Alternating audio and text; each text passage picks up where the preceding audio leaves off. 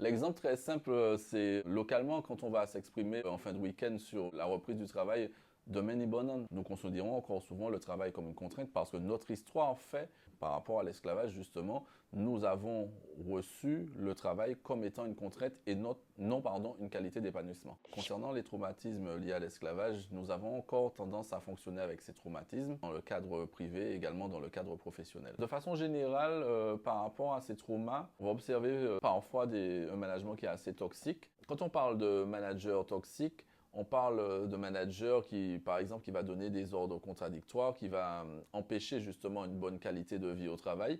Et également, on va observer un salarié qui sera dans l'acceptation de cette situation.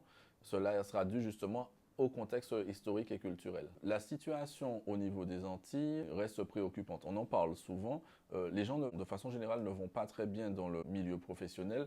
Et le but, encore une fois, c'est d'apporter des solutions. Il est important pour moi de sensibiliser sur la santé mentale parce que dans notre histoire, notre contexte culturel ne nous enseigne pas à aller vers un rétablissement quand il s'agit de santé mentale. On a tous une santé mentale comme nous avons tous une santé physique. L'exemple que je donne souvent, c'est que quand vous vous cassez une jambe, vous allez aux urgences. Quand vous semblez avoir un problème, un trouble de la santé mentale, vous mettez un temps avant de prendre rendez-vous avec un professionnel de santé et c'est cet aspect qu'il faut changer, d'où la sensibilisation. L'événement esclavage impact sur la santé mentale et le management des organisations locales a pour but de sensibiliser les professionnels, à la fois les managers, les chefs d'entreprise et également les salariés, sur la santé mentale, sur l'impact de notre histoire sur le fonctionnement des organisations et enfin apporter des outils pour que les choses en milieu professionnel puissent aller mieux. On ne va pas se débarrasser de notre histoire, hein. C'est tout simplement de prendre conscience